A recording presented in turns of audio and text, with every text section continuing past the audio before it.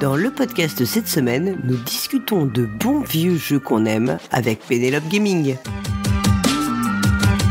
The beat of the drums echoes in the pulse beat of the young braves. Salut les joueuses, salut les joueurs, je suis Paul Gara et on se retrouve pour une toute nouvelle émission, un nouveau format pour lequel je suis accompagnée d'une personne qu'on n'a pas encore entendue dans ce podcast et vraiment, on a cherché ensemble parce qu'on avait envie de faire un truc ensemble. Ouais, on a envie de faire des trucs ensemble, en tout bien, tout honneur, mais on avait envie. Exactement, donc vous avez reconnu sa voix, c'est Pénélope Gaming. Salut Pénélope. Salut Paul Gara et salut à tous qui écoutaient le podcast. Et je suis ravie d'être là. Ouais, effectivement, c'était quelque chose qu'on souhaitait faire et moi, j'adore le format podcast et c'est quelque chose que je ne fais pas de mon côté, donc je suis vraiment très reconnaissante que tu m'invites à faire ce podcast ensemble. Et ce qu'on s'était dit, puisque c'est toi qui m'as invité en premier sur ta chaîne, ta chaîne Twitch, et aussi qu'on peut voir les émissions sur YouTube. Tu fais à peu près 4-5 émissions par presque. J'ai l'impression que tu streams tous les jours. En fait, comme je suis aussi chez un monde de jeux, c'est vrai que je suis à peu près 4 ou 5 fois sur Twitch par semaine. Les petites semaines, il n'y en a que 2 émissions et je reposte la plupart des choses sur YouTube et c'est un rythme de 3 émissions par semaine. C'est un rythme assez soutenu. Ouais, quand réalité. Même. Ouais, c'est sport. Mais c'est un plaisir. Et donc, tu m'avais invité à la base sur ta chaîne pour qu'on fasse un format qui s'appelle Archéolojeux. Oui. Meilleur titre du monde, quand même, on peut le dire. Merci. En fait, c'est en trouvant le titre que je me suis dit, ah ouais, j'ai le titre, donc c'est bon, je peux faire l'émission. Et en fait, t'avais le concept qui est venu direct. Ouais, exactement. Excellent. Et donc, l'idée de Archéolojeux, c'était de parler de jeux qui sont dits anciens. On a fixé ça à plus de 10 ans, même si 10 ans, on pourrait encore discuter sur l'ancienneté parce qu'il y a des jeux. Mais il y a des jeux qui ont 5 ans d'existence et on dit déjà que c'est des classiques. Oui. Donc c'est vrai que la notion de classique et d'ancien dans le jeu de société, elle est voilà. Ouais. Il faut juste qu'il ait plus de 10 ans pour pas qu'on fasse quand même le truc de il a 5 ans et c'est déjà un vieux jeu. On va éviter ça. Ouais, donc on s'était fixé la barre de au moins plus de 10 ans et c'est vrai que donc on en a déjà fait pas mal d'émissions. Oui, on en a une quinzaine. Mais il y en a certains qu'on se dit à chaque fois on aimerait bien les faire, mais on peut pas parce qu'il y a des soucis de configuration.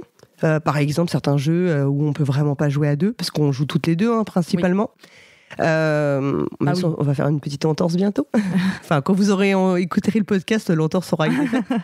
Mais il y a certains jeux qui s'y prêtent pas. Il y a des jeux qui brillent pas à deux. Et ça leur porterait presque préjudice, puisque l'idée, c'était aussi qu'en vidéo, on retrouve des vidéos récentes de jeux anciens, parce qu'il n'y a pas... Enfin, voilà, les jeux, les vidéos YouTube suivent vraiment beaucoup l'actualité, etc. Et il y a des jeux qui sont encore trouvables, encore en vente, mais qui n'ont plus de vidéos qui sont faites sur eux, parce qu'elles ne sont pas... elles ne font pas l'actu, donc c'était aussi l'idée de montrer le jeu joué, faire les règles, parler des auteurs. Il y avait aussi ça qu'on a beaucoup mis en avant, c'est on en profite pour parler des auteurs et présenter leur ludographie. La ludographie, puis montrer en quoi c'est aussi des jeux qui ont été inspirants. Je repense à Thèbes avec qui est le premier jeu avec l'ordre du tour, où c'est celui qui est le plus en arrière. Rappeler un peu aussi en quoi certains jeux ont été des jalons dans l'histoire ludique et aussi des jeux qui nous ont marqués nous. C'est vrai que c'est aussi des choix subjectifs, heureusement. J'ai envie de dire, ce qui est cool, c'est que c'est toujours un moment... Alors, c'est vraiment des vidéos plaisir, dans le sens où le reste du contenu que je fais, des fois, je vais tomber sur des jeux que j'aime moins. Mais là, il y a aussi un plaisir à se faire découvrir l'une l'autre des jeux. Ah, t'as pas joué à ça? Ah là là, mais il faut absolument que je te fasse jouer à ça. Bon, ça, on fait partie de ceux dont on dit parfois c'était mieux avant. J'ai vu que maintenant, il y a des gens qui trouvent que c'est élitiste de dire ça, alors que pour moi, c'est complètement le contraire quand je dis ça, parce totalement. Que les jeux d'avant étaient beaucoup moins parfois complexes, parfois étaient beaucoup plus simples en matériel, beaucoup moins chers aussi. Et donc, il n'y a pas d'élitisme là-dedans. Moi, je suis d'accord avec toi, c'est pas du tout élitiste. Au contraire, c'est comme tu dis, c'est donner un éclairage actuel à des jeux anciens pour que les gens qui découvrent le loisir aussi puissent avoir l'œil attiré par ces jeux et aussi après avoir envie peut-être potentiellement d'y jouer et puis que ça participe au plaisir ludique de chacun et chacune. Parce que si on parle que des nouveautés, en fait, on va tous avoir les mêmes référentiels. C'est un peu dommage. Le but, c'est aussi ça, c'est de montrer... Et puis je pense que ça participe aussi au fait de montrer qu'il y a une histoire du jeu, qu'il y a un patrimoine, en fait, qu'il y a des jeux qui se sont influencés, qu'il y a des courants. Exactement, quand tu parles de courant, on a envie de dire aussi que c'est artistique. Alors, c'est un vaste débat dans lequel on ne va pas se lancer là, mais il y a la même logique que dans la peinture, le cinéma, et c'est un héritage dont les auteurs s'inspirent beaucoup, parce que la plupart des auteurs, ils ont joué à ces vieux jeux.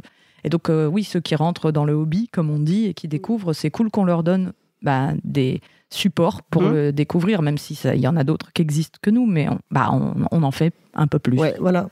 Et puis aussi de parler des grands auteurs, parce que c'est quand même un point sur lequel, tu l'as dit, c'était très important pour nous, c'était aussi d'ailleurs, si on regarde bien, tous les jeux qu'on a présentés, en général, c'est quand même d'auteurs assez marquants, et donc qui sont des personnes importantes, en fait. Hein. C'est comme tout dans l'art, en fait, le temps fait l'écrémage naturel. Donc les jeux qui vont nous rester, qui vont nous marquer... Alors, parce que oui, quand on dit c'était mieux avant, on pourrait dire « Ouais, mais il y a déjà eu des grosses daubes avant. » Oui, il y en a plein, Et c'est vrai que dire c'était mieux avant, c'est un peu réducteur dans ce sens-là. Mais... dans ce qu'il y avait de mieux avant, c'est vrai que moi, c'est mes meilleurs jeux presque sont un peu les plus anciens. Mais il y a des très très bonnes choses qui sortent aujourd'hui. Et quand il y aura 30 ans d'écoulés, l'écrémage se fera sur ce qu'il y a d'aujourd'hui. Il en restera peut-être 3-4 par an dont on se dira c'est vraiment exceptionnel. C'est ce qu'on voit dans tous les courants artistiques. Hein. De toute façon, dans tous les domaines, il y a des effets de mode au moment où les choses sortent. Et puis quand on regarde 30 ans plus tard, on s'aperçoit que ce qui restait n'était pas forcément ce qui faisait l'unanimité au moment de la sortie. Et inversement. Tout à fait. Et donc, le temps fait tout. Exactement. Alors, du coup, ce qu'on a fait, c'est qu'on a fait assez simple. Je t'ai dit, choisis 3 jeux. Oui. Alors, on ne sait pas si on fera les 3. Ça va dépendre de si on est très bavarde ou pas. Ouais, alors c'est un peu notre défaut. Mais on s'est dit qu'au pire, on en aurait un en rap pour la prochaine fois. Parce que l'idée, c'est quand même d'essayer de faire ça de façon récurrente. Avec grand plaisir. Voilà. Alors, toi, tu m'as fait ta liste, j'ai fait une liste, on a échangé un peu. Dans l'ensemble, on connaît les jeux auxquels on a joué. On n'a pas forcément joué à tous les jeux de l'autre, mais au moins, on a une idée. Du coup, je te propose d'ouvrir le bal. Je t'en prie. Avec peut-être le jeu d'un des auteurs les plus connus au monde, les plus prolifiques, qui a fait quand même énormément de... Et qui, même quand il fait des merdes, arrive à faire des merdes... Il fait quand même des merdes intéressantes. Même quand c'est nul, c'est quand même bien. Forcément, c'est Reiner Knizia. Voilà, le daron. Donc, ça serait moi qui commencerais, c'est ça? Ouais, vas-y. Ouais. J'en ai même 2 jeux de Reiner Knizia. Quand j'ai fait ma sélection de jeux, j'en avais même 3 au départ. Et je me suis dit, je peux faire une spéciale. Spéciale Reiner. Mais il faut reconnaître, et je leur dis à chaque fois, qu'avant 2000, et parce que moi j'ai des jeux un peu anciens, là on est autour de 1995-2000, avant 2000, il y avait surtout Reiner Knizia. Il y en a plein d'autres, mais il y avait surtout lui, c'est-à-dire qu'il en produisait énormément, et à l'époque il n'y avait pas encore énormément de production par an, donc c'est vrai que quand on fait, nous, j'en parle souvent, mais on fait des week-ends spéciaux où on joue qu'à des jeux qui ont plus de 20 ans, et on se retrouve avec 70% de jeux de Reiner Knizia, et c'est pas une exagération. Et donc j'en ai découvert plein à cette occasion-là. Donc j'en ai choisi 2 cette fois-ci, parce que c'est des jeux effectivement qui ne dévoilent tout leur potentiel qu'à minimum 4 ou 5. Et nous, on ne pourra jamais les montrer. Donc le premier d'entre eux, c'est Winner Circle. C'est un jeu de Winner's Circle, d'ailleurs, je crois qu'il y a une apostrophe. Winner's Circle, c'est un jeu de 2001 qui était sorti à l'origine chez Alea à /Ravensburger. Ouais, Alea, c'était la gamme un peu dite expert de Ravensburger. Exactement, et qui existe encore d'ailleurs. Hein, et c'est une gamme c'est un éditeur que j'aime bien. Cette gamme, je l'aime bien parce qu'en général, il y a toujours un peu, encore aujourd'hui, il y a des jeux qui sortent de qualité, mais il y a eu une grande époque Alea, vraiment un âge d'or d'Alea où il y avait vraiment que des bons jeux pratiquement qui sortaient. Avec de très bonnes règles en général. Oui, avec la colonne sur le côté, avec les mots en gras, les règles vraiment indispensables et qui fait que tu te retrouves toujours. Il y avait vraiment un soin qui était apporté sur la pédagogie. D'ailleurs, on ne comprend pas que tous les éditeurs ne fassent pas ce système. Ouais. Mais ça a été réédité récemment chez Dice Tree Game, qui est en fait une édition. En fait, c'est un éditeur asiatique et ils ont réédité plein de jeux de Reiner Knizia et autres, peut-être, mais dans ma tête, je vois beaucoup ceux de Reiner Knizia dans des éditions de luxe absolument magnifiques. Okay. Et t'as un Winner Circle qui est magnifique. Alors, c'est avec du super beau matos. Alors, ça fait des boîtes qui coûtent très cher. Mais ça a encore été réédité. Alors moi, j'y ai pas joué, mais j'ai vu qu'il y avait même eu une version antérieure de 95 qui s'appelait Turf Horse Racing. Exactement. Le jeu d'origine, en fait, c'est Winner Circle, c'est déjà une réédition de ce jeu-là, mais avec des modifications. Donc c'est pas une pure. C'est pas une pure réédition. Pure réédition. Et moi, j'ai joué à Winner Circle. Donc, et comme toujours avec Reiner Knizia, il fait plusieurs fois le même jeu, mais il le modifie, il le bonifie, il le change, il le réadapte. Et là, Winner Circle, pour moi, c'est tellement génial que j'ai pas joué au précédent, mais c'est de celui-là dont j'avais envie de parler. Alors, pour info, il a été nommé au Trick Track d'or en 2001 et recommandé au Spiel des Jahres en 2001. Et donc, oui, c'est pas un jeu que je sors de mon chapeau, genre, personne ne le connaît. Non, c'est vraiment un classique. C'est un jeu de course. Un genre de jeu sur lequel je suis arrivée assez tardivement. D'ailleurs, moi, au début, j'avais l'impression que les jeux de course, j'allais m'ennuyer, mais en fait, je trouve que ça marche très, très bien quand c'est très bien fait. C'est un jeu de course, mais plutôt un jeu de pari. En fait, pour vous donner une référence que les gens connaissent peut-être mieux, ça peut se comparer à un Camel Up ou à un Unicorn Fever.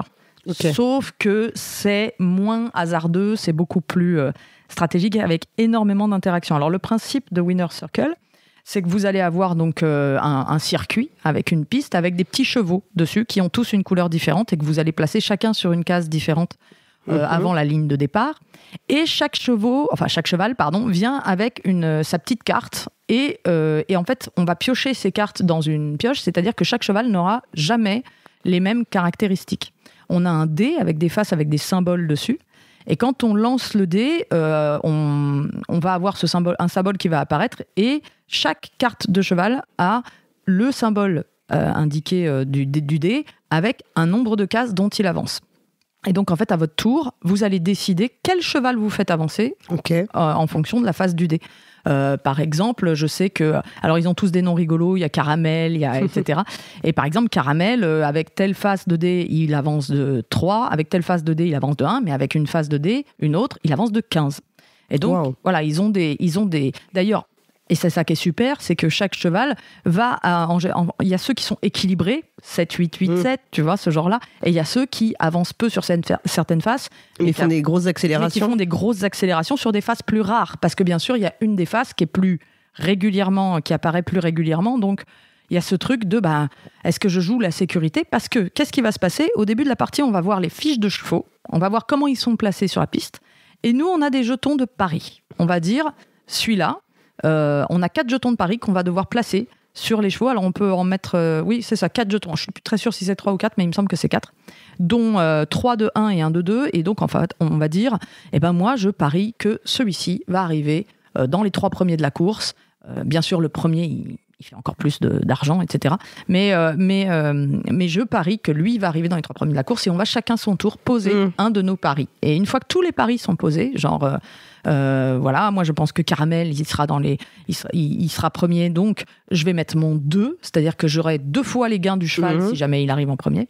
Et ensuite on va chacun son tour tirer le dé, et c'est là que c'est hyper fun, c'est que chacun son tour on va donc tirer le dé et décider quel cheval on fait avancer et selon quelle vitesse, et chaque cheval chaque cheval va avancer une fois dans la manche. Donc après, le jeu va s'arrêter une fois que 3 chevaux ont passé la ligne d'arrivée. Mais là où c'est très très fort, c'est qu'en fait, on va avoir des intérêts communs. On est tous les 2 sur ce cheval-là, donc on va un peu bosser à 2 pour le faire avancer. Mais il y a des fois, on va juste, j'ai cette face, ça peut faire avancer le cheval de la personne où j'ai rien parié moi, mais de très peu, de genre une case. T'avanceras d'une case. Tornado, je sais plus comment ils s'appellent tous, mais ils ont tous des noms rigolos. Et en fait, il va y avoir beaucoup de ce qu'on appelle de coopération compétitive, c'est-à-dire qu'en fait des fois on va être là à dire non mais on est d'accord qu'on fait tout pour que Caramel il avance pas là, voilà, non mais fais avancer Caramel, en fait tu fais des alliances éphémères qui ne dureront que le temps d'un jet de dés. Exactement. Et il y a ce truc où ça va énormément parler autour de la table. Il n'y a pas de hasard, c'est-à-dire oui, le hasard du dé il est présent, mais en fait tu as toujours ce choix de qui je fais avancer. Qui tu fais avancer, ouais. Et c'est très différent en ça de Camel Up, où on ressent un peu plus le... Oui, on subit plus, on a plus le sentiment de subir un peu le hasard. Exactement, là il y a vraiment une stratégie qui va se mettre en place, sachant que on est plusieurs à avoir misé sur le même cheval. Des fois, on peut se dire, je me mets tout seul sur un cheval. Moi, il y a eu une partie, je me suis mis toute seule sur un cheval. Il avançait que sur une seule face, mais de 15. Et donc, j'ai réussi à arriver première, mais c'était inattendu. Et donc, on va avoir des retournements de situation. On va avoir des enthousiasmes autour de la table. On va avoir des moments de galère. Il va y avoir, en fait, plein d'émotions autour de la table et plein de réactions. Ça va beaucoup, beaucoup, beaucoup discuter. Mais j'imagine que ça restitue pas mal les ambiances d'hippodrome, parce que pour le coup, moi qui ne parie pas sur les chevaux et qui m'en fous des courses de chevaux, j'ai assisté à pas mal de courses de chevaux parce que j'habite dans une ville où il y a énormément de courses de chevaux. Et même quand tu t'en fous, il y a dans un hippodrome une ambiance qui est très communicative, une tension, enfin des moments incroyables, et que même si tu es juste en tant que public là et que tu t'en fiches à la base, en fait, t'es pris vraiment par l'ambiance et la fièvre, enfin le sentiment de fièvre qui monte quand t'as la course. Exactement, pas autant forcément que dans le jeu plus récent, là où il y a Ready Set Bet. Ready Set Bet, où là c'est vraiment le hasard complet et où tu te retrouves autour de la table à hurler avance, avance. Tu vois, moi, ça m'est arrivé de hurler sur l'application pour le nom de mon cheval, ce qui n'a pas de sens. Alors que là, on n'a pas ce truc-là, mais on va avoir toute cette. Moi, c'est vraiment toute cette discussion, toutes ces associations éphémères, tout ce jeu de regarder l'autre et de lui dire bon, bah, on l'enfonce, hein, on est d'accord, lui, il avancera pas d'une ligne. Et bah, en fait, on est d'accord sur un point, toi et moi, l'interaction, ça fait pas la qualité ou le défaut d'un jeu, c'est un critère. Mais il y a quand même quelque chose qui caractérise beaucoup les plus anciens jeux, et en tout cas ceux de cette époque, de Rainer Knizia en particulier, c'est qu'ils en avaient beaucoup de l'interaction. C'est de l'interaction très forte en réalité. Voilà, très peu de règles. Le jeu a très très peu de règles, ça s'explique en 5-10 minutes, avec de vrais choix qui sont proposés et une grande interaction autour de la table, ce qui fait que ce jeu, il fait quelque chose que certains jeux d'aujourd'hui, je trouve, oublient de faire. Il est fun, en fait. Ouais. Il est fun, mais pas idiot. C'est pas juste on est là pour rigoler, on s'en fout, c'est du hasard, c'est chaotique. Ouais, non, parce que t'as quand même du contrôle sur ce que tu fais. Mais on rigole énormément. Une partie. Alors, son défaut, effectivement, c'est qu'on pourrait le trouver un petit peu long. 3 manches, 12 chevaux à faire avancer, chacun qui tout. Enfin, ça peut être un peu long. Bon, c'est comme ça. Il y a des jeux un peu anciens qui vont être. Aucun jeu n'est parfait. Moi, c'est. Mais peut-être aussi qu'on tolérait des parties plus longues avant, en fait, parce que aujourd'hui aussi, les jeux sont pas designés toujours pour la fameuse même cible, et qu'on fait des formats plus ramassés parce qu'on sait que c'est un hobby qui va entrer en concurrence avec d'autres activités. Exactement. Alors qu'avant, c'était vraiment peut-être plus des gens qui se dédiaient plus à ça et qui acceptaient du coup de faire des parties beaucoup plus longues, quoi. Oui, puis c'est des jeux qui étaient aussi. Aujourd'hui, on acceptait des jeux. À l'époque, on acceptait des jeux plus longs. On acceptait des jeux plus méchants. C'est-à-dire des jeux où tu peux te liguer à 3 contre 1. Ouais. C'est vrai que ça, c'est quelque chose qu'on constate, c'est que les jeux qui incitent vraiment à être méchants sont quand même beaucoup aseptisés, ou les jeux qui sont même qui sont eux-mêmes, sans que ce soit qui sont méchants avec les joueurs et joueuses, sont souvent aujourd'hui, on le regrette souvent que c'est beaucoup plus aseptisé, édulcoré. En fait, ce qui est dommage, c'est qu'on propose plus le choix aux joueurs d'aller vers des jeux comme ça. Alors heureusement, il y a eu un For a Crown qui est sorti, qui a pris ce risque sur un jeu grand public mais ce qui prouve que c'est possible de le faire, d'être volontairement méchant, mais on n'est quand même pas au même niveau, au même degré de méchanceté qu'à l'époque, où on peut avoir vraiment ce sentiment de mais laissez mon cheval tranquille, j'aimerais bien avancer. Alors, le jeu se rééquilibre lui-même, bien sûr, puisqu'il suffit de se mettre un peu sur le cheval des autres, et donc on tombe pas dans le tout le monde contraint, mais on va pas faire de cadeaux aux joueurs, et on va pas non plus il va y avoir aussi des scores très des grandes amplitudes de score. Pareil, hein, l'équilibrage, c'est un truc qui est très revendiqué aujourd'hui dans les jeux. Enfin, souvent quand tu discutes notamment avec des auteurs, ils disent tous, beaucoup disent moi j'aime bien quand il y a des gros pouvoirs, des trucs assez qui vraiment changent la partie, et où on finit pas juste à 33, 34, 32, parce qu'en fait on se dit à quoi bon Et voilà. En fait, c'est la réalité, c'est qu'un jeu bien équilibré, c'est quelque chose qui a perdu son sens premier, je pense. Aujourd'hui, les gens, quand on dit un jeu bien équilibré, ils entendent que score équilibré. La réalité, c'est qu'un jeu bien équilibré, ou que tout se vaut finalement. Voilà. Pour moi, un jeu bien équilibré aujourd'hui, pour moi, c'est un jeu dans lequel je sais que tout le monde va à peu près s'amuser de la même façon, va avoir des possibilités d'action de même façon. C'est-à-dire, un jeu bien équilibré, c'est un jeu qui fonctionne finalement. Alors que les gens focusent leur attention sur le score. Mais un jeu trop équilibré, ça devient très chiant, parce qu'on a l'impression qu'on peut faire n'importe quoi. Et oui, qu'on pourrait jouer c'est ce que je dis. Moi, je dis souvent, il y a des jeux comme ça où j'ai l'impression que de toute façon, on pourrait passer en mode pilotage automatique, jouer presque random, et au final, on fera pas beaucoup de points de moins. Et de fait, tu t'investis. Moi, je sais que j'ai tendance à me désinvestir de ce genre de jeu en cours de partie, parce que j'ai pas le sentiment que c'est moi qui fais le jeu, mais qu'en fait, de toute façon, le jeu est tellement équilibré que quoi que je fasse, je me grappillerai toujours des points et je m'en sortirai toujours, quoi. Ouais, et c'est drôle parce que je pense que c'est quelque chose vers lequel tendent les jeunes auteurs, de faire très attention à ça. Mais en fait, non, c'est pas si important que ça. C'est pas si souhaitable, en fait. Oui, je pense même que ça crée moins d'épique, ça crée moins de sensations, moins d'émotions.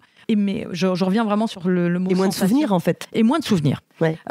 Et bon, effectivement, il y a des jeux, on sait avec qui il faudra y jouer, avec qui il faudra pas y jouer. Ben, c'est le principe, en fait. Il en faut pour tous les goûts. Et c'est vrai que ce Winner Circle va vraiment mettre de l'ambiance, va vraiment mettre de la discussion, va vraiment mettre des écarts de score, peut-être. Mais ça donne envie d'y rejouer. Moi, j'adore Winner Circle. Bon. Et c'est un jeu que je vous recommande très, très fort. Moi, tu m'as donné envie d'y jouer, du coup. Voilà. Et puis j'y reviendrai après, mais au niveau du thème, et c'est un peu le point commun des 3 jeux que je présente aujourd'hui, si on arrive à les faire les 3, c'est ce côté thème réaliste qui simule un peu la réalité et qui y arrive très bien avec très peu de règles. Moi, c'est quelque chose que j'adore. Comme tu le disais, on a cette sensation d'être en train de faire une course. Aujourd'hui, il y a des jeux qui ont des thèmes très forts, mais qui nous donnent pas la sensation de faire ça. Oui, il n'y a pas d'adéquation en fait mécanique et thématique. C'est pas organique. Et on se sent pas, l'organisation du jeu nous emmène pas vers le fait de ressentir le thème. Alors que là, ça fonctionne de ouf. Donc je le recommande et jouez-y, c'est super. Super. Et ben alors maintenant, moi je vais te parler d'un jeu qui est sorti. Alors c'est pareil, hein, en fait il a eu une première version en 95 avec chez Multisim avec un titre qui était Meurtre à l'abbaye. Mais il a été ressorti en 2003 sous le titre de Mystère à l'abbaye. C'est un jeu de Bruno Feduti et Serge Laget, qui était chez Days of Wonder, qui était donc illustré par les grands illustrateurs de Days of Wonder, hein, c'est-à-dire Julien Delval, Cyril Dojan, et il y a aussi Emmanuel Roudier qui est crédité pour ce jeu. Donc Mystère à l'abbaye, je ne sais pas si toi tu y as joué. Oui, j'ai joué. Voilà, donc en fait, en gros, c'est un jeu avec une thématique enquête policière. Le nom de la rose. Le nom de la rose, The Board Game, un petit peu. Dans lequel en fait on va devoir trouver qui a tué frère Anselme, exactement le pitch du nom de la rose. J'adore cette ref. Et voilà, et donc on a un petit carnet avec tous les différents moines. Alors il y en a des barbus, il y en a qui ont des capuches, il y en a qui sont de l'ordre des hospitaliers, des bénédictins et tout. Et on va voir forcément le coupable. On a enlevé la carte au début et en fait on va devoir se balader pour faire des actions qui nous permettront d'avoir des infos, poser des questions aux autres joueurs et joueuses pour essayer de trouver le coupable. Finalement, un pitch qui pourrait ressembler au Cluedo de près ou de loin. Exactement. Alors c'est vraiment un jeu de déduction parce que c'est pas un jeu d'enquête, hein, c'est vraiment par élimination, on va avoir des infos. Sauf qu'il a un côté complètement branque dans ce qui est proposé. C'est presque un party game en fait. Parce que d'abord il y a un système super malin qui fait qu'à chaque fin de tour, fin de manche plutôt, on va se passer des cartes. Et ça, c'est ce qu'on retrouvera plus tard dans Mystery Express, qui est un autre jeu de Serge Laget avec Antoine Boza qui se passe dans l'Orient Express. J'avais très envie de jouer aussi. Ouais, qui est vraiment très très moi que j'aime vraiment beaucoup. Si tu l'as, je l'ai à la maison. Pas, donc, on peut en et qui est très très bien aussi. Et donc, ce qui permet en fait d'accélérer aussi la déduction parce que se poser des questions dans le jeu, dans Mystère à l'abbaye, est ultra compliqué. Et alors, on a des cartes événements complètement dingos. Il y en a une où on doit faire tout le tour en chantant en chant grégorien. Mais non. Mais si. Et ça, franchement, ça c'est la carte qu'on veut toujours avoir dans toutes les parties. Voilà, du fun. Il y a des événements. On a même une petite cloche. Il y avait une petite cloche. Moi, j'ai une petite cloche dans la boîte qu'on peut activer pour rappeler tous les enquêteurs. Ça, c'est rigolo. Je sais plus dans quelle salle. Et moi, c'est un jeu que j'avais acheté à sa sortie et ce jeu, ça a tout de suite été un carton. On y a beaucoup joué en famille. En fait, c'est un des rares jeux où ma mère joue beaucoup plus maintenant, mais auquel mes parents acceptaient de jouer sans problème à la maison. Donc, on en a fait plein de parties. Alors, en vrai, à 5, c'est vite, c'est un peu long. Mais c'est vraiment génial. Moi, j'ai un plaisir. C'est de la déduction. Les questions qu'on se pose sont ultra compliquées. Donc, en fait, parce qu'on pose pas, c'est pas comme dans le Cluedo où tu vas montrer une de tes cartes. Tu vas dire, par exemple, est-ce que tu as rayé ta liste de suspects, tous ceux qui ont des capuches. Donc, en fait, tu fais des liens dans ton cerveau ultra compliqués. Mais en réalité, je crois que le sel du jeu est pas juste la déduction. C'est vraiment un party game organisé autour d'un jeu de déduction et c'est ça que je trouve fort parce qu'un jeu de déduction c'est très froid, un peu austère, super logique, limite mathématique et en termes de même limite de proba, tu vas dire bon bah là si j'ai rayé quasiment toutes les mecs à capuche, il y a plus moins de chance ou plus de chance, enfin bon voilà, je suis pas non plus une reine de proba, mais il y a tout ce qui entoure le jeu qui en fait un jeu d'ambiance en réalité. Et alors, j'avais été soufflée parce que quand j'avais discuté du jeu avec Bruno Feduti, la première fois que je l'ai rencontré, je lui en ai parlé, et il m'a dit qu'à la base, c'était un thème de science-fiction. Ah ouais. Et alors là, j'étais... oui. Ouais, c'était pas du tout... Oui, c'était barré, quoi. Ouais, ils ont rechangé le... Enfin, c'était pas le thème Merci d'avoir d'origine. changé, hein, parce que les thèmes de science-fiction... Ouais, voilà. T'as vu qu'ils font une réédition de Mystère à l'abbaye? J'ai vu qu'il y avait une réédition qui est programmée pour 2025. C'est chez Morito Studio. Avec une couverture de Nayade, que j'ai trouvé vraiment très très belle, même si j'aime le charme de la couve de Days of Wonder, forcément. Et vraiment, moi je trouve que le thème, comme tu le dis, il a de l'importance dans le jeu en fait, parce que c'est pas un thème si courant. La référence en plus au nom de la rose, je pense que si ça te parle énormément. En fait. Là aussi, c'est très organique. J'ai l'impression que les anciens jeux autour des thèmes, il y avait vraiment quelque chose de très instinctif, quoi. On joue des personnages, donc on va se promener, on va faire leurs actions. Il y a quelque chose de très naturel dans les actions qu'on nous propose. C'est pas collecter des trucs pour faire des objectifs. C'est pas complètement décorrélé de... T'as pas l'impression que c'est un truc qui n'a pas de sens, quoi. Et on se sent en train de vivre l'histoire. Et en plus, l'édition était vraiment magnifique parce que il te donnait donc les enquêteurs. T'avais un petit livret où t'avais les conseils des grands enquêteurs et donc t'avais le conseil de Guillaume de Baskerville. Génial. Enfin, t'avais vraiment ça. Et puis je te dis, ces événements, moi je trouvais géniaux, quoi. Le fait de... Et puis aussi, tu pouvais refuser de répondre aux questions des autres. Et dans ce cas-là, tu leur disais que t'avais fait vœu de silence. En fait, je trouvais que c'est ça qui était fou, c'est que quand moi j'ai appris, quand il m'a dit que c'était pas le thème d'origine, j'étais même soufflée parce que je trouvais que ça fonctionnait tellement bien en fait avec tout ce qu'ils avaient ajouté en fait c'est presque tout ça, c'est que du cosmétique, mais c'est de la cosmétique bien faite qui rend le jeu immersif en fait. Alors la question que je me pose tout de suite, c'est est-ce que c'est l'éditeur qui a travaillé sur ce cosmétique et sur la rethématisation du jeu, parce que ça c'est typiquement le travail que pourrait faire un excellent éditeur en disant ça marcherait mieux dans ça et on va essayer de trouver comment améliorer le jeu en allant dans cette direction. Manifestement c'était déjà l'éditeur d'avant Multisim parce que ça s'appelait déjà, alors c'était pas Mystère mais c'était bien Meurtre à l'abbaye, donc ils avaient déjà switché sur le thème. Mais bon, là, on ne sait pas. Là, on ne saura pas, mais après, Bruno Feduti pourra nous le dire, s'il écoute. Il pourra nous donner vraiment après, les on connaît un peu Feduti, on voit comment ce genre de thème, ça lui parle. Oui, parce qu'en plus, souvent, il parle d'Umberto Eco. Enfin, on sait que c'est quelqu'un qu'il apprécie et tout. Donc, des meurtres, des gens bizarres, tout ça, ça lui parle. Des choses un peu rigolotes aussi. Mais il a beaucoup d'humour, Feduti. Et en fait, il y a beaucoup... le jeu est vraiment drôle, mais c'est pas de l'humour comme de l'humour potage comme je trouve que c'est un des soucis dans le jeu de société de trouver des jeux qui sont vraiment où il y a vraiment de l'humour.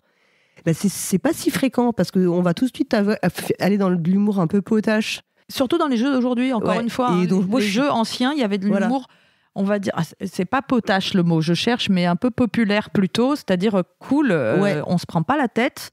Mais on tombe pas dans le vulgaire. Voilà, c'est ça. Moi, je trouve que souvent, on a beaucoup de jeux où ça fait vraiment ce qui est potage, c'est de l'humour de taverne, qui est pas toujours très...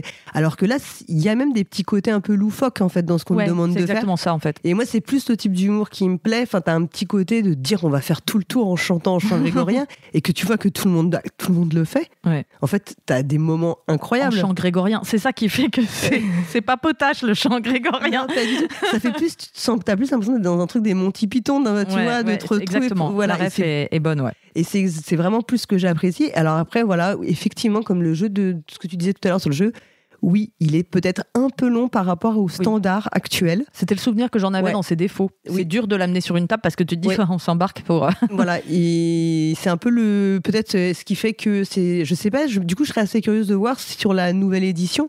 s'il y a eu des ajustements en fait mécaniques pour que le jeu, pour rythmer, puis peut-être pour que ça rentre plus dans nos standards.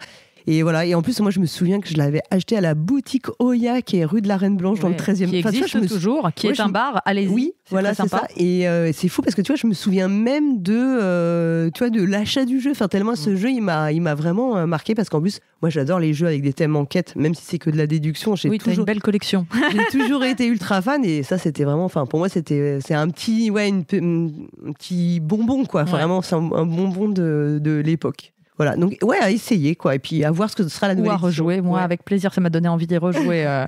Et puis j'ai très envie de voir la nouvelle version avec le magnifique graphisme la magnifique illustration de Nayad qui a fait vraiment quelque chose de très très très beau. Sachant vous pouvez aller voir. Le plateau d'origine était déjà très beau. En fait, représentait bien l'abbaye et tout. Donc je me dis, aujourd'hui, c'est vrai qu'on peut faire peut-être encore plus impressionnant. C'était ça aussi, moi que je regrette d'une époque. Je suis désolée, je semble très regretter. Mais on avait beaucoup de thèmes réalistes avec des visuels assez réalistes et pas enfantins. Ouais. C'est marrant parce qu'on nous a longtemps reproché vous jouez aux jeux de société, vous êtes des enfants, etc. On s'en défend. Mais en fait, nous, on s'en défendait. En plus, on disait, mais regardez les visuels, c'est pas du tout des visuels d'enfants. En fait. Et aujourd'hui, on tombe dans le...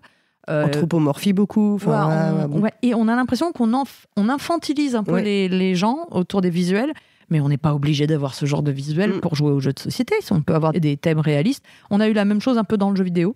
Et aujourd'hui, les jeux vidéo, on voit qu'au contraire, ils ont fait leur mue et qu'il y a beaucoup de jeux avec des visuels très réalistes ou très, même sans être réalistes, adultes, mais en fait, on en revient esthétiquement exigeants. Ouais, mais on en revient toujours à pareil. Le problème, c'est la diversité. En fait, l'absence de diversité qui est par moments un peu dommageable. C'est-à-dire qu'en fait, il y a de la place pour tout et c'est vrai qu'on aimerait bien avoir un peu de place pour tout. Le problème, c'est qu'il y a des choses qui se vendent mieux que d'autres, voilà. Et que c'est le diktat du marché et nous, on en souffre un petit peu. Voilà. On passe à un jeu de... Attends, Reiner Knizia.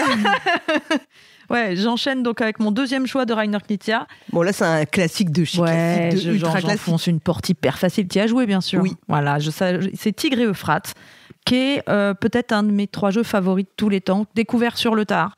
Donc, c'est un jeu de 1997 qui est paru chez Hans im Glück et qui était illustré à la toute origine par Doris Matthäus. J'aime beaucoup le style de Doris Matthäus par rapport à ce qu'on racontait il y a 2 minutes sur les illustrations. Allez voir, parce qu'il y a quelque chose de naïf, de complètement illustratif, mais pas du tout enfantin. Moi, c'est le genre d'illustration qui me donne envie de jouer parce que ça me fait rêver, en fait. Ça me fait voyager avant même d'avoir ouvert la boîte. Donc, il y en a, ils vont dire, c'est moche parce que c'est vieillissant, c'est plein de choses. Je m'en fous. Je trouve que c'est plus poétique et plus évocateur que beaucoup de choses ne le sont aujourd'hui, avec des visuels parfois plus criards. La dernière édition française de Tigre et Euphrate, elle date de 2015, mais on a pu le trouver encore longtemps. C'était Edge, non, qu'il faisait Oui, c'est l'édition que j'ai là, juste derrière moi. Mais là, en ce moment, je ne crois pas qu'on puisse le trouver encore en boutique. C'est dommage, parce que c'est vraiment un jeu, là, pour le coup, qui, de mon point de vue, devrait être joué par tout le monde, ou en tout cas découvert par tout le monde. Vous pouvez y jouer d'ailleurs, je crois, sur Board Game Arena ou en application, il existe. Enfin voilà, si vous voulez le découvrir. Vous pouvez. Et pareil, c'est un jeu auquel il faut jouer vraiment. Enfin, ça peut jouer à 2, mais ça n'a aucune saveur. En fait, ça n'a pas du tout la même saveur. Ça marche, mais c'est pas. Mais t'as pas la saveur de quand tu joues à 4 et à 3. Hein. Je dirais qu'à minimum, c'est 3 et ça devient vraiment très bien à partir de 4. Ça fait partie de ce qu'on appelle la trilogie des poses de tuiles de Reiner Knizia, qu'il avait sorti dans ces années-là, 97-98, parce qu'il a des périodes, il a des marottes. Il a eu les enchères. Voilà, et après, il en fait plein sur le même genre, sur le même thème. Et donc, les 2 autres jeux, c'était Samurai et Through the Desert, dont on pouvait, le titre allemand était Durch die Wurst, ce que nous, on traduit à travers la saucisse. Bon, c'est bien sûr pas ça, hein, c'est à travers le désert, mais Wurst, c'est quand même très proche de la currywurst. Donc, voilà. Donc, c'est un jeu qui a été recommandé, Ruego del Año en 2014 et recommandé au Spiel en 98. C'est la sortie espagnole, et au Spiel, il a été recommandé juste à sa sortie. C'est fou de se dire que ce jeu n'a pas remporté de prix. Moi, c'est le premier truc je me suis dit, il a rien gagné celui-là. C'est que le level devait être très très haut cette année-là. Il faudrait que je regarde ce qui était sorti la même année, maintenant que tu me poses, que tu me présentes le. On mettra dans le billet je mettrai dans le billet de l'émission. Ouais. On ira vérifier après coup. C'est ça. Si vous connaissez pas, donc c'est un jeu de stratégie abstraite et de civilisation. C'est un jeu qui est composé essentiellement de tuiles qu'on va poser sur un grand plateau. On va chacun incarner un chef. Alors ça se passe entre le Tigre et l'Euphrate à l'époque de l'époque. J'ai pas les dates, mais on est sur la civilisation. Chez les Mésopotamiens, non? Oui, enfin c'est les Assyriens, et je saurais pas dire exactement, mais allez jouer à Age of Empires. Voilà. Si vous avez un doute. On est dans l'ancien croissant fertile en gros, et on va jouer chacun un chef. Et on va pas jouer chacun un chef. On va avoir chacun 4 chefs, 4 tuiles chefs, qui seront des chefs de l'agriculture, du commerce, de la religion et du gouvernement. C'est-à-dire que chacun aura ces 4 domaines, ces 4 tuiles, et on va les placer sur le plateau. Et on va avoir d'autres tuiles qui sont des tuiles de couleur qui correspondent à il va y avoir en gros des tuiles bleues qui vont avec le commerce, puisque c'est des tuiles sur les. Alors non, le commerce, je crois que c'est le vert. Je vais un peu m'embrouiller, je suis désolée parce que j'ai pas fait de partie récemment. Vert ou jaune, je sais plus. Oui, mais en gros, il y a une couleur qui va avec chaque tuile de chef, et le jeu, ça va être de placer de façon connectée nos tuiles de chefs dans des zones qui vont se construire de plus en plus à des tuiles de couleur pour scorer à chaque tour. Dès qu'on va poser une tuile de chef ou de région, on va scorer pour la zone où on est, si on est majoritaire dans cette zone.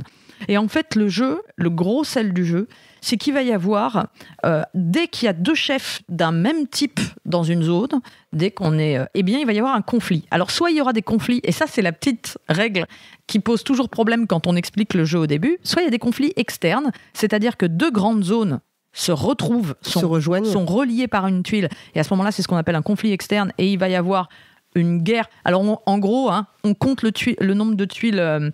rouges, qui sont les tuiles de je crois que c'est les tuiles rouges. Hein. Non, les tuiles rouges, c'est les dieux. C'est les dieux. C'est les divinités. Voilà. Et désolé si je m'embrouille un petit peu, mais en gros, on va compter les nombres de tuiles qui sont les tuiles de combat. Et celui qui en aura le plus va remporter la zone. Et alors, ça détruit toute la zone adverse ou presque en grande partie. Donc c'est un truc où on croit qu'on va construire et on va se développer, mais en fait on passe son temps. Oui, c'est pas. En fait, on détruit, on construit, détruit tout le temps, quoi. Tout le temps. Et le jeu se base là-dessus. Donc ça, c'est quand on réunit 2 grandes zones, mais on peut aussi très bien prendre son chef et dire, bah moi, je vais aller dans ta zone, bam, et se poser dans une zone où on pense qu'on peut devenir majoritaire. C'est les conflits internes, parce que en plus des tuiles qui sont sur le plateau, on va pouvoir jouer des tuiles de sa main. Donc on peut essayer d'aller gagner une zone, virer le chef adverse et lui piquer son emplacement. Et ce qui est fou, c'est effectivement, moi ce que j'adore dans ce jeu, c'est le plaisir du battez-vous, je vous regarde. C'est-à-dire que des fois, on peut relier 2 zones où on n'est pas présent. Mais en reliant ces 2 zones, on va créer des conflits entre... chez les autres. Oui, en fait, tu viens foutre la merde chez les autres. Et on vient vraiment foutre la merde et on vient vraiment les faire, allez, dévorez-vous. Moi, je vais récupérer les miettes derrière parce que ça m'arrange. D'ailleurs, on peut créer plusieurs conflits en même temps et tous vont être résolus. Le plateau, il peut être plein de tuiles et à la fin des 3 conflits qu'il y a d'affilée, il n'y a plus rien, c'est un champ de ruines. Et en fait, ce jeu, c'est vraiment ça qui est... Il y a 2 choses que je trouve géniales. C'est ce côté... Voilà, chaotique permanent, c'est-à-dire que, alors c'est pas chaotique, il y a pas la moindre, il y a pas un putain de poil de hasard dans le jeu, non, pas du tout. C'est même un des jeux où il y en a le moins, mais c'est ce chaos permanent qui est génial. C'est tu crois que tu te reposes sur des acquis, mais en fait tu peux tout perdre d'un moment à un autre et il va falloir que tu reconstruises et tu vas scorer en fait dans les 4 différents domaines et à la fin tu n'auras des points que pour le plus faible de tous. C'est un des premiers jeux à faire ça. Voilà, j'allais dire, c'est ce qu'on appelle le scoring arachnidien. En fait, quand tu as plusieurs pistes, mais que à la fin, ce qui t'oblige en fait à faire de tout. Tu peux pas te spécialiser, tu es obligé d'aller sur tous les terrains. C'est ça que j'adore, parce que j'aime bien.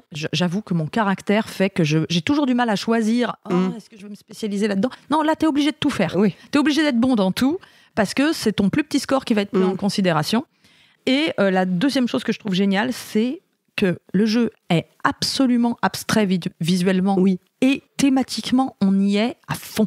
C'est-à-dire que oui, d'accord, je dis pas que je me développe sur le plan de l'agriculture ni rien, mais ce côté bataille, ce côté territoire, ce côté conflit qu'on provoque et tout, nous met dans une ambiance qui est complètement en fait, on ressent thématique. On ressent tout le jeu. On ressent absolument pas qu'on est en train de jouer à un jeu abstrait. Et ça, je trouve que c'est un tour de force absolu. C'est peut-être le jeu qui le fait le mieux. D'ailleurs, aujourd'hui, il y a plein de jeux, encore une fois, qui se veulent très thématiques et en fait, la mécanique est complètement décorrélée du thème et c'est du plaqué, c'est récolter des ressources pour faire des objectifs. Quand tu t'en rends compte, ça casse tout.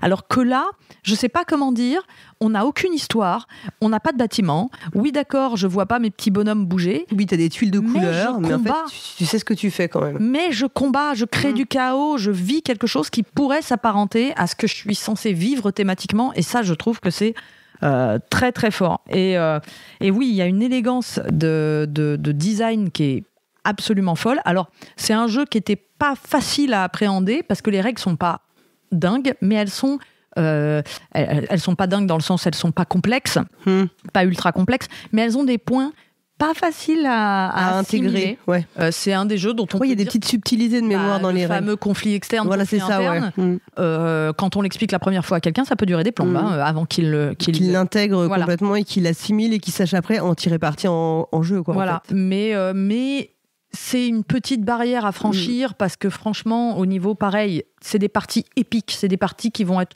Bon, on est dans une durée moyenne, mais on va avoir des moments, il y a des rebondissements tout le temps, il peut y avoir des retournements de situation. Moi, ça, c'est quelque chose que j'adore. Ouais, moi aussi. Il y a un moment, tu es dans la panade la plus totale. Il n'y a rien de pire que d'être dans un jeu et de voir à la moitié de la partie qu'en fait, l'issue, elle est déjà faite et qu'il n'y a aucun moyen de renverser la vapeur. Quoi. Ouais, et puis ce truc de, il y a des moments, tu n'auras plus rien. Et puis tu vas faire un coup de maître. Un coup où tu vas vraiment créer le conflit entre deux autres personnes, puis te mettre exactement là où il faut, profiter du chaos général et te refaire en fait. Et puis il y a ce truc qui est, alors vos premières parties, ça sera affreux. Moi, ma première partie, j'ai terminé avec ma piste rouge à fond et ma piste bleue sur 2, c'est-à-dire que donc mon score c'était 2. et c'est mais par contre ça a un goût de reviens-y, parce que quand on termine on fait ok, là j'ai compris, je ne jouerai jamais de la même façon, et il y a cet équilibre tout le temps. Là aussi c'est des jeux où on va un petit peu s'allier quand même, on va un peu regarder les autres, dire mais viens là, mais viens pas là, donc ça va beaucoup parler autour de la table. C'est des interactions très fortes. Mais qui ne sont pas, enfin, je sais pas comment dire, mais qui ne sont pas violentes gratuitement. Non, c'est pas gratuit. Mais en gros, on a quand même pas le choix déjà. C'est chacun. Oui, c'est pas de l'interaction forte juste pour créer ce genre de, mais ça reste justifié dans le jeu en fait. Et ce que j'aime par-dessus tout, et que j'aime dans beaucoup de jeux très élégants, pour moi, l'élégance d'un jeu, c'est ça. C'est le jeu est complexe, mais ton action. Elle est simple. Extrêmement simple. C'est-à-dire que ton action, c'est poser une tuile. Par contre, laquelle... C'est les choix qui sont... Il faut que les choix soient complexes, mais les règles simples. Laquelle et où. Et en fait, tu as un nombre de choix à ton tour qui est hallucinant. C'est-à-dire que tu pourrais partir dans tellement de directions. Te dire, est-ce que je vais plutôt au conflit ? Est-ce que j'assure mes bases ? Est-ce que je... Oh là là. Et c'est... Moi, ça, je trouve que c'est absolument magistral. Et ce jeu est absolument magistral de mon point de vue. Il y avait eu une autre version qui s'appelle Yellow et Yangtze, qui a dû sortir en 2018. Alors je crois que c'est grosso... Moi je n'ai pas joué à Yellow et Yangtze, je n'ai joué qu'à Tigre et Euphrate. J'ai cru comprendre que c'est quand même grosso modo à peu près le même jeu avec une autre thématique. Toi t'avais joué à Yellow et Yangtze ? Il y a une autre thématique et il y a une autre forme de tuiles. D'accord. Les tuiles sont hexagonales, si je dis pas de bêtises, j'ai pas été vérifiée, mais elles sont pas carrées. Ok. Je sais pas si c'est moins bien ou mieux ou différent ou quoi. Encore une fois, il va faire une variation sur le même thème. Pour le coup, c'est Tigre et Euphrate qui est resté. Oui, de toute façon Donc peut-être c'est quand même qu'il est un peu mieux. Dans le sens où si c'était Yellow and Yangtze, on se serait sans doute plus souvenu de celui-là. On parlait de celui-là, Voilà. Par contre, il a été édité plus récemment, donc on peut plus facilement trouver... accessible pour le découvrir. Et on en trouve plus facilement sur le marché de l'occasion, puisque les gens, quand ils ont Tigre et Euphrate, ils le vendent pas. Et où ils sont vendus très cher en général. J'ai vérifié, c'est le Spiel des Jahres 98, c'est Elfenland, un jeu auquel on a joué ensemble. Par contre, tu vois. Bah ouais, mais c'est fou parce que de mon point de vue, Tigre et Euphrate est supérieur en tout. D'ailleurs, Tigre et Euphrate a eu une plus longue longévité que Elfenland.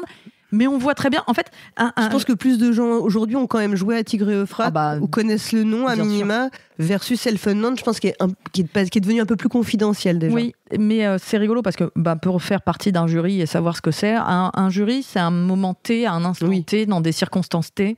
Et il suffit qu'Elfenland, à ce moment-là, soit un peu plus novateur sur ce plan, ou qu'il ait plus emballé les gens du jury, voilà, c'est lui. Mais ça prouve que les prix sont quand même très relatifs dans l'effet qu'ils vont avoir sur la longévité d'un jeu. Oui, faut quand même relativiser tout ça. C'est très bien sur le coup pour donner un spot, un éclairage, un coup de boost, mais un jeu qui est de qualité, un jeu qui est vraiment de qualité, il restera. Le bouche à oreille est bien plus puissant que n'importe quel prix. Ce qui fait le succès d'un jeu, c'est d'abord le fait que quelqu'un va dire à quelqu'un d'autre: t'as joué à ça? Parce il faut absolument que je te fasse jouer à ça. Bah ouais.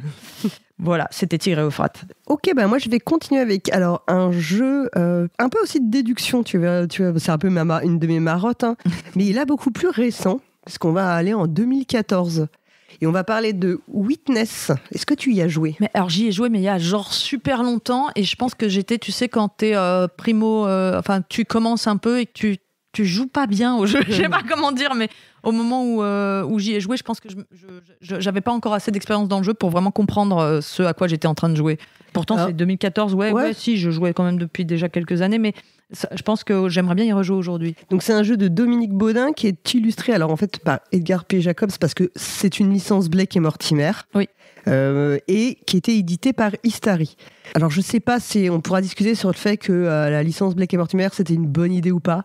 Je me demande si ça n'a pas un peu enfermé le jeu, parce qu'en fait si t'étais pas fan de la licence, t'avais tendance à passer à côté. J'en sais rien. Je pense que c'est une des choses. Je crois que ça n'a pas été forcément la meilleure idée. Les jeux à licence avaient quand même une sale image à une époque, et donc on devait se dire, peut-être même c'est ça qui moi m'en a laissé un souvenir genre j'y vais à reculons, pourquoi on joue à ça, tu vois, oui, bon, d'accord. Et il faut savoir qu'il il est ressorti en Allemagne l'année dernière, en 2024, je crois que c'est chez Pegasus Spiele, avec un tout autre thème, mais c'est exactement... moi j'avais été regarder rapidement et je pense que c'est vraiment exactement le même jeu, et il a été découpé en 3 boîtes, donc parce qu'en fait c'est une sorte, il y a 50 petits scénarios, hein, et je pense que c'est un truc comme ça, je crois que c'est 50, et donc je pense que ça a été redécoupé en plusieurs boîtes. C'est un jeu qui est difficile pour plein de raisons, je pense, qui est pas du tout un jeu vers lequel on va se tourner naturellement, parce que y a cette histoire de licence. Je pense que ça peut faire du tri inconsciemment chez les joueurs et joueuses.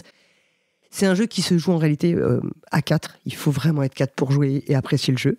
Et c'est un jeu qui repose sur la mémoire. Et on sait que c'est pas forcément une des mécaniques les plus appréciées des joueurs et joueuses. Quand ils ne jouent pas avec des enfants, en tout cas. Tout de suite, on parle de memory. Là là, la mémoire, je suis nulle. Oh là là, j'aime pas qu'on me mette en incapacité de, etc. Mais je comprends. Voilà. Et donc, en fait, Witness, c'est un jeu dans lequel on va, en début de partie, chacun choisir un des personnages. Alors, je suis pas du tout une spécialiste de Blake et Mortimer, mais il y a Blake, Mortimer et 2 autres persos, donc j'ai complètement oublié les noms. On a chacun un petit livret personnel et on va se mettre d'accord sur un des scénarios. Et donc, imaginons alors évidemment, il faut bien lire le bon scénario, hein, parce que ça, sinon, tu peux te retrouver avec des gros malentendus, un peu comme dans Cryptid, quoi, quand tu vois, on lit pas le même numéro. Oh, c'est pas donné. C'est terrible. Ah mince, j'avais pas compris ça. Voilà.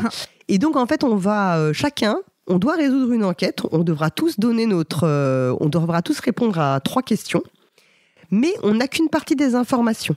Et on va lire les informations qu'on a. Puis ensuite, par exemple, imaginons que moi, je dois dire mes informations que j'ai à l'oreille de mon voisin de gauche. Et toi, tu feras pareil, tu vas le dire à ton voisin de gauche. Imaginons que nous, on soit en face à face, et donc, nous, on ne va jamais se parler. La personne, ensuite, elle va devoir transmettre à toi, par exemple, donc mon voisin de gauche, cette fois-ci, devra transmettre à toi les informations de sa fiche, mais aussi celles que je lui aurais transmises. Aïe. Et il y a tout un système comme ça, en fait, où on va se passer les informations. Donc déjà, il y a la partie mémoire, parce qu'il faut se souvenir de ce que tu as. Il faut que tu transmettes tes infos, transmettre les infos qu'on t'a transmises. Et ensuite, après, il va falloir répondre aux questions. Et pour répondre aux questions, parfois, il faut faire de la déduction. Et c'est assez...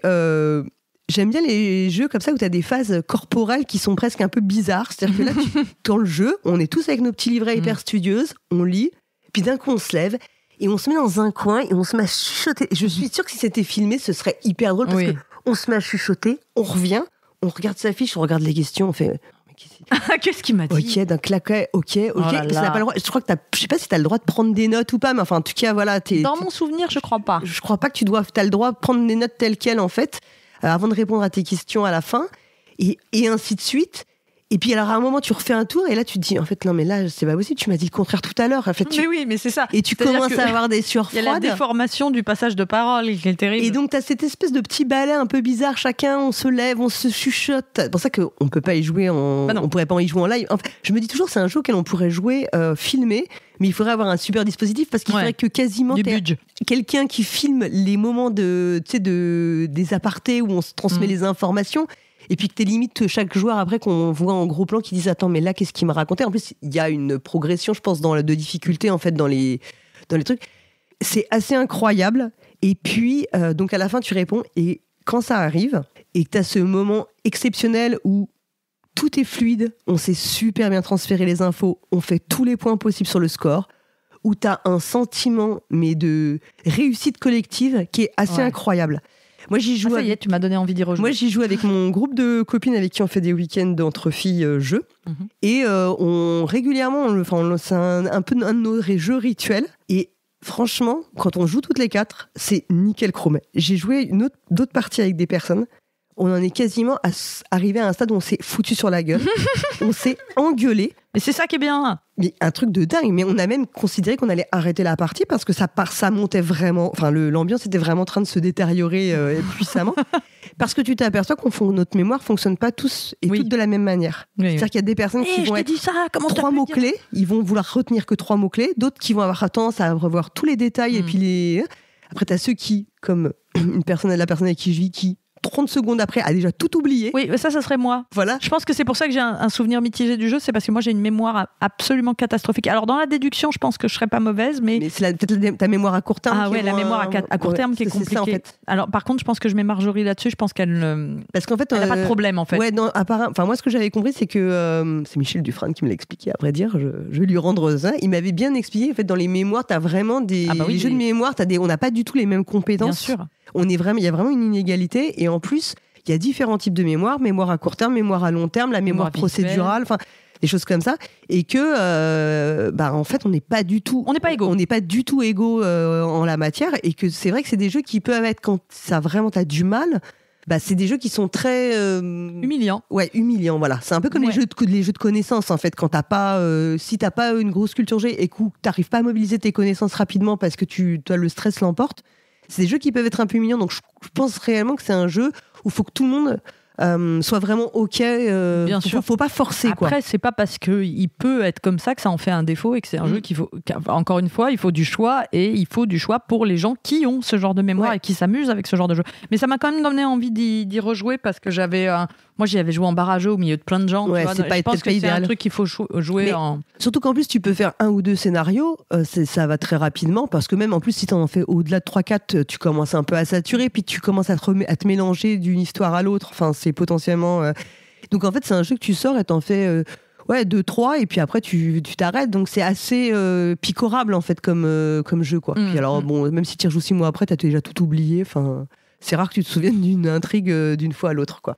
Donc voilà, ça c'était mon deuxième jeu. Excellent, ça me donne très envie. Moi je termine par un bonbon, par un petit jeu bonbon, et je crois que tu n'y as pas joué, et c'est une catastrophe. Moi je n'ai pas joué à la version dont toi tu vas parler, j'ai joué à l'autre version. Trans-Europa.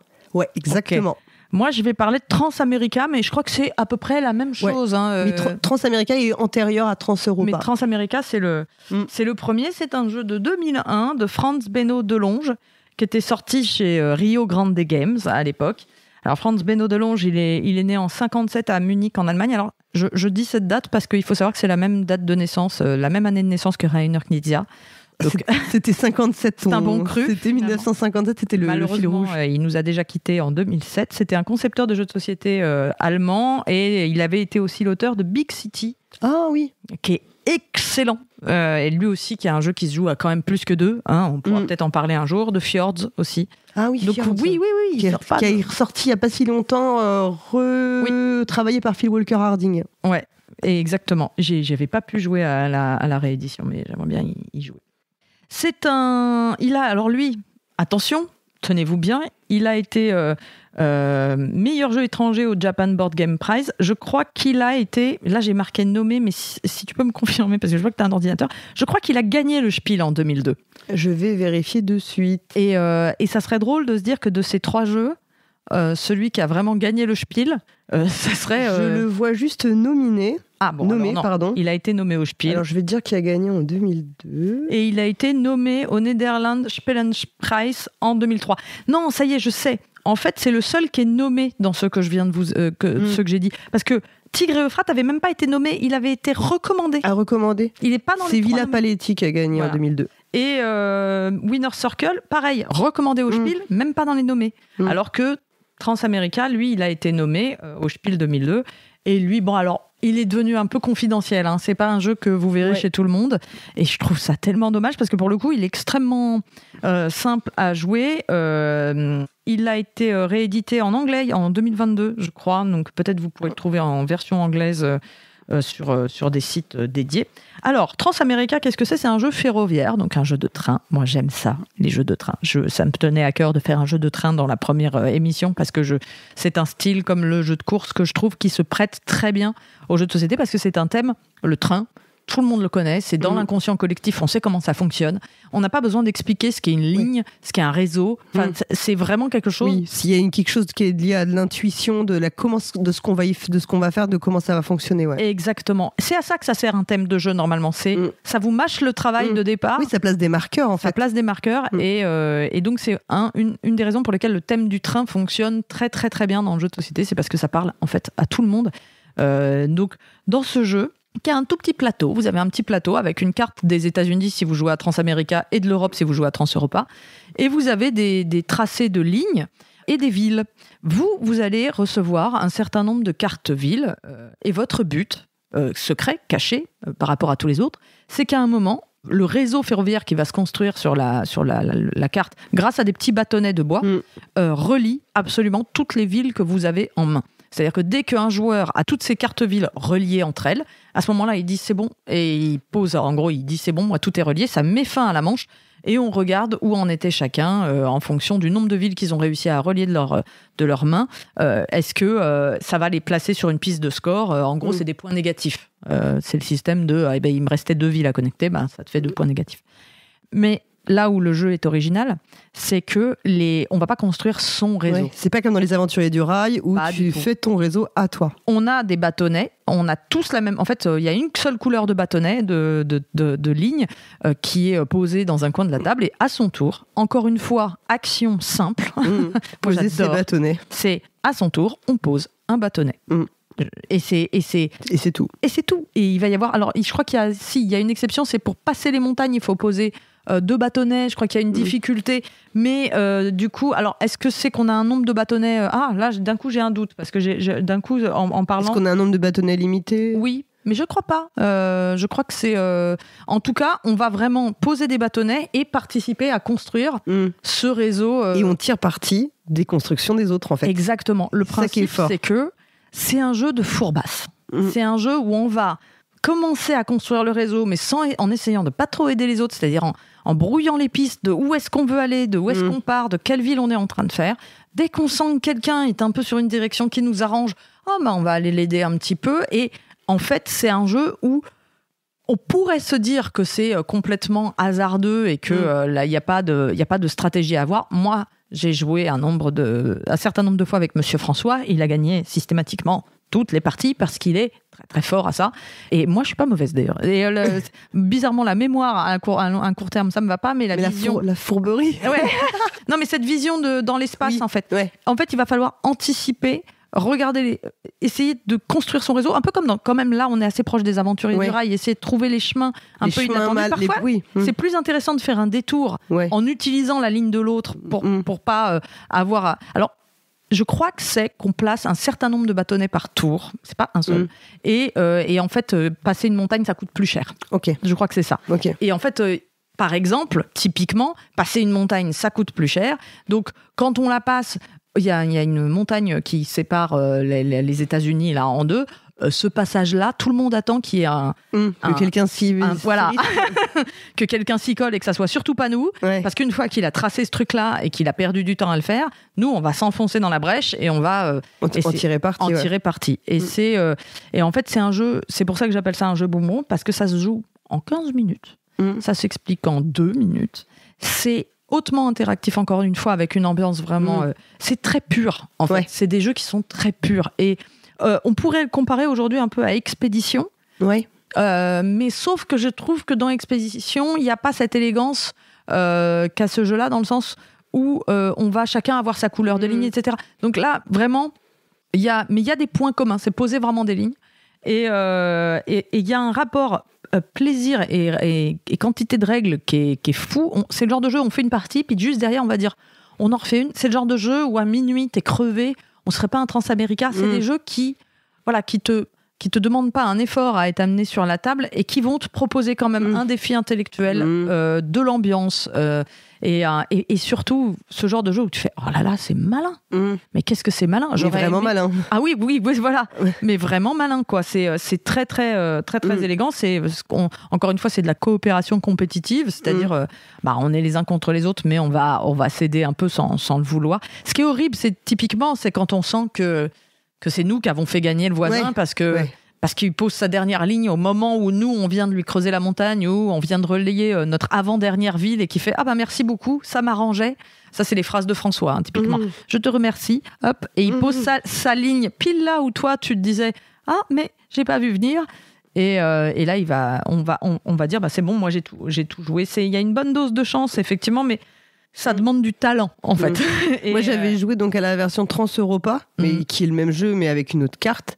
Alors, j'en ai fait qu'une partie, donc tu vois, mais je me souvenais surtout de ce côté-là, en fait, de tirer parti de ce que font les autres.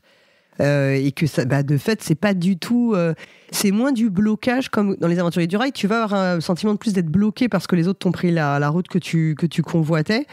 Là, c'est pas du tout le même sentiment. Là, c'est plutôt une espèce d'effet d'aspiration un petit peu. Tu profites de ce que font les autres et c'est celui qui profitera le mieux et qui économisera finalement le plus ses actions qui l'emporte en fait. Tout à fait. Et voilà, donc c'est un petit jeu. Je me disais, ça prendra pas trop de temps d'en parler et on perdra pas trop de temps dessus parce qu'on avait trop à faire, donc j'en ai pris un plus léger.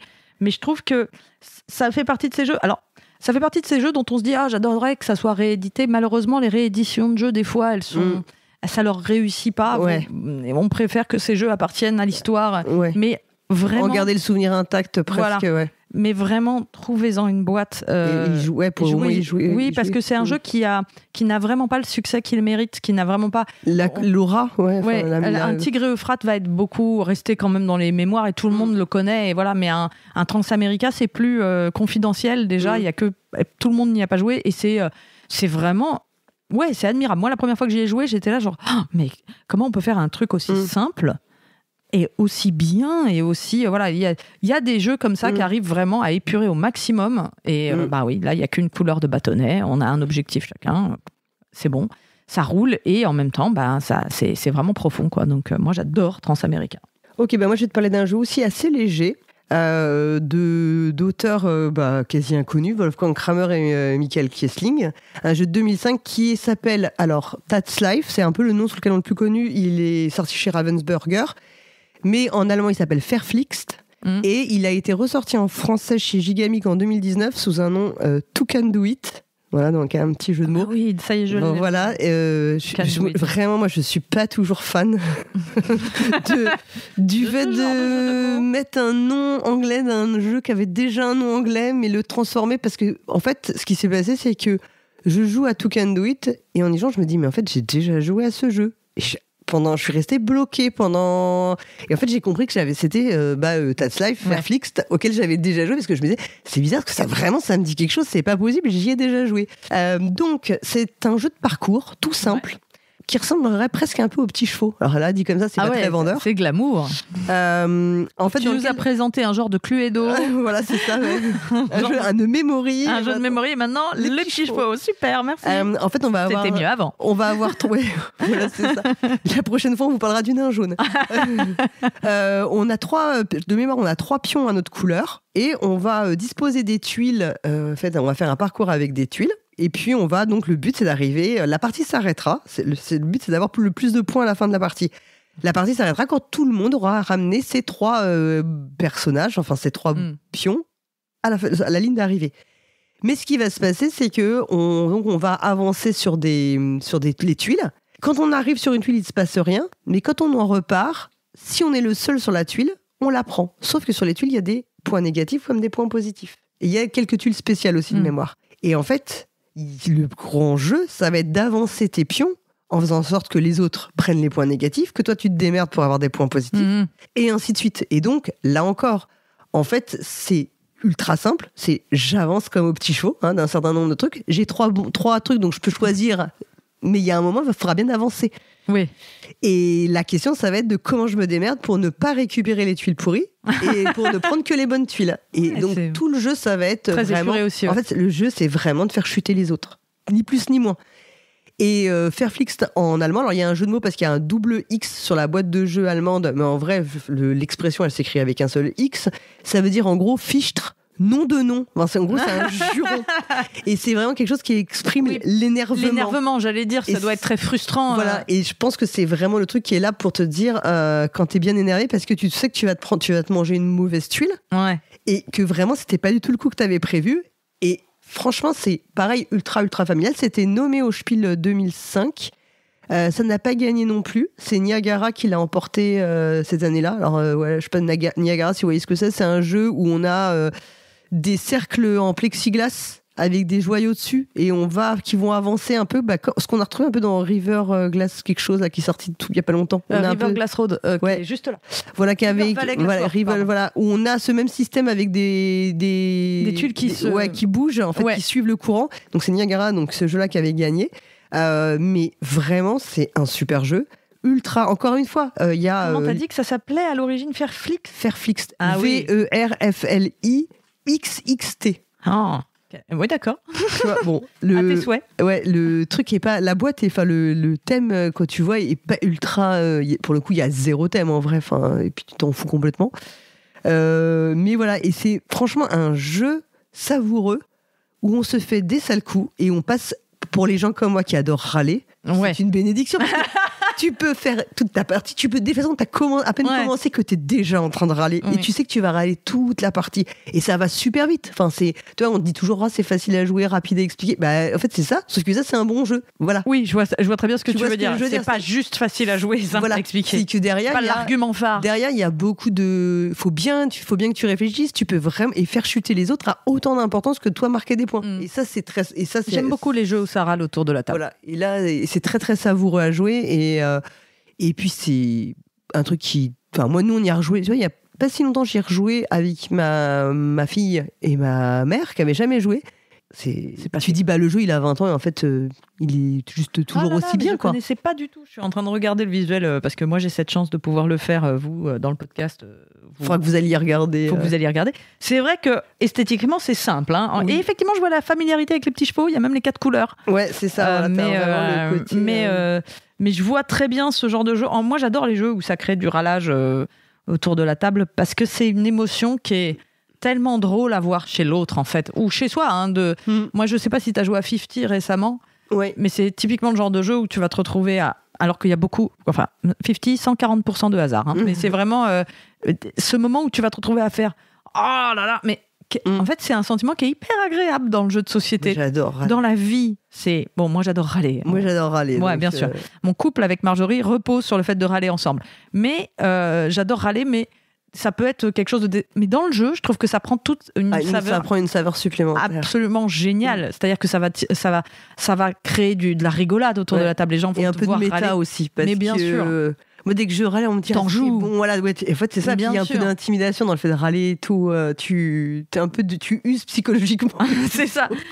Et puis les autres, ça les fait marrer. Donc moi, j'aime beaucoup. Moi, ça, c'est typiquement le. Oh, on a fini toutes les deux sur des jeux un peu plus courts et un peu plus bonbons. C'est marrant parce que quand même, le point commun entre les 6 jeux dont on a parlé, c'est vraiment la très très forte interaction. Ouais. Alors il faut reconnaître qu'on a pris des jeux qui se jouaient, par exemple moi, je l'ai pas dit, mais Transamerica, c'est vraiment 6 joueurs pour que ça donne... Pour que ça fonctionne vraiment bien. Enfin, pour que t'aies toute la saveur du jeu. Oui, voilà, c'est toute la saveur du jeu. Pareil pour Tigre Euphrate, faut être 4. Là, ce genre de jeu, tu sens bien qu'à 2... Si tu joues à 2, ça va être un peu... le ping-pong chiant, encore. ça va être beaucoup moins... ça va être beaucoup moins et intéressant. Witness, c'est pareil. À 2, ça n'a aucun intérêt. Tu ne peux pas y jouer de toute façon. C'est au moins 3 et 4 est vraiment recommandé. Mais c'est peut-être pour ça aussi que c'est des jeux à haute interaction. C'est-à-dire que les jeux où on est chacun dans notre coin sont des jeux qui fonctionnent très bien à 2. Parce que on est chacun dans notre coin. Alors il y a certains jeux qui marchent bien quand même avec de l'interaction à 2. Ça va être des jeux types différents. Ça va être les jeux d'affrontement typiquement, qui sont des jeux souvent à 2 et qui fonctionnent avec de l'interaction très forte. Aussi, et jeux abstraits, etc. Mais ce genre-là où on va avoir des émotions fortes, de l'épique, des retournements de situation, des gens qui s'expriment, qui rigolent, qui râlent, souvent il faut être au moins 4 ou 5. Mais c'est des moments magiques. Et c'est vrai que aujourd'hui, on est beaucoup plus dans l'époque de la satisfaction. Les jeux doivent être satisfaisants. Chacun doit avoir vécu un bon moment. Moi, j'aime bien la frustration, en fait. Moi, pour avoir du plaisir à gagner aussi. Pour que la victoire soit belle, il faut que tu aies quand même un peu souffert. Et que les autres se soient un peu pleins. Voilà, il faut que tu aies quand même... et même si tu perds, au moins, il faut que tu aies quand même l'impression d'avoir éprouvé quelque chose, qu'il y a eu du challenge, en fait, un peu de défi quand même. C'est toi qui m'avais qui m'avait attiré l'attention dessus, mais c'est vrai que je trouve que dans les critiques de jeux de société, souvent on parle beaucoup d'équilibre, d'interaction, de tout ça, de machin. En fait, le seul truc qui compte, c'est quelles sont les sensations qu'on a eues dans un jeu. Est-ce que les émotions qu'on a éprouvées, on a envie de les vivre, en fait. C'est tout simple. En fait, les jeux auxquels vous avez envie de rejouer, c'est les jeux qui vont vous laisser une sensation et qui vous donnent envie de retourner à la sensation, à cette sensation. Ouais. Et peu importe finalement qu'il y ait de l'interaction, qu'il n'y en ait pas, qu'il y ait de... Voilà, mais si cette sensation, vous l'avez pas et que... Ou qu'elle est fade. On s'en fiche que le jeu soit bien foutu, bien équilibré, qu'il fonctionne, qu'il tourne bien. On s'en fout. En fait, il faut que ça procure une sensation. Et la frustration fait partie de ces émotions. Moi, les jeux que je préfère sont des jeux où je suis frustrée. C'est-à-dire des jeux... Alors, pas quand c'est trop. Non. Bah, en fait, la frustration, c'est vraiment quand t'as le choix entre deux bons trucs. Ouais, c'est ça. Typiquement, moi, je trouve que c'est Agricola, c'est vraiment, tu le ressens. Tu te dis, là, il faudrait vraiment que je fasse ça, mais il faudrait aussi vraiment que je fasse ça. Il va falloir que je fasse un choix. Ouais, c'est horrible. Je vais devoir abandonner en croisant les doigts pour que ceux qui jouent derrière toi, ils fassent pas, Ouais, il t'espère. Voilà. J'espère qu'il a pas vu la case où je veux me mettre au prochain tour. C'est ça qui est agréable, c'est la bonne frustration. Et ce qui est horrible, c'est la frustration parce que t'as le choix entre deux choix de merde. Oui, c'est ça. Et tu fais vraiment ton choix par défaut. Et t'as l'impression d'avoir de prise sur rien en réalité. Moi, ce que j'aime pas, c'est les frustrations du type je sais ce qu'il faut que je fasse. Enfin, il y a des jeux qui te ralentissent volontairement. Ouais. On en parlera une autre fois, mais il y a des jeux qui te ralentissent volontairement. J'ai joué à un jeu récemment où clairement je sais ce qu'il faut faire pour gagner, mais tout repose sur un jet de dés, quoi. Donc il faut que j'y retourne 3 fois. Et là, t'es frustré, mais c'est un peu c'est bon. C'est artificiel. Oui, et en fait, c'est des procédés artificiels pour rallonger les parties, pour donner des... Et encore une fois, là, on a parlé de jeux qui n'ont rien d'artificiel, qui vont vraiment droit à l'essentiel, avec des mécaniques extrêmement simples. Oui. À part peut-être Tigre et Euphrate, qui est un peu plus... peut-être un peu plus, mais... Mécaniquement, il n'est pas si compliqué, c'est juste peut-être l'apprentissage des règles qui demande un petit chouille d'effort en plus. En comparaison de ce qu'on... Oui, de certains jeux aujourd'hui. Oui, de jeux surgonflés. Après, il y en a des très bien. Mais... dont les livrets de règles sont sur 40 pages. Voilà, exactement. Voilà. Donc, non, Tigre et Euphrate, ça prendra vite, mais il y aura des choses moins instinctives, peut-être plus subtilité. Voilà. Voilà. Bah, je pense qu'on a fait un bon tour, dis donc. On a fait nos 3 jeux, c'était bien cool. On a été très efficace, pile 1 heure, je crois. 1h10, allez, mais il y a l'intro parce qu'on a un peu expliqué ce qu'on allait faire. Oui. Donc, voilà. Donc je pense qu'on est bien. On est super. Comme à l'accoutumée. On est super. Merci 1000 fois, Pénélope. Merci à toi, Paul Gara. Ça m'a fait trop plaisir. Pareil. Et puis, on va refaire ça régulièrement. Ouais. Il faudra trouver. J'ai pris parmi les 3 meilleurs. Donc maintenant, toutes les émissions à venir seront moins bien. Non, je rigole. Non, je pense qu'on va en retrouver. Parce qu'en plus, on arrive encore à en redécouvrir régulièrement. Oui, j'ai pas peur. Bon, on remercie tous les auditeurs et auditrices qui ont écouté le podcast. Et on se dit à bientôt. Salut! Salut!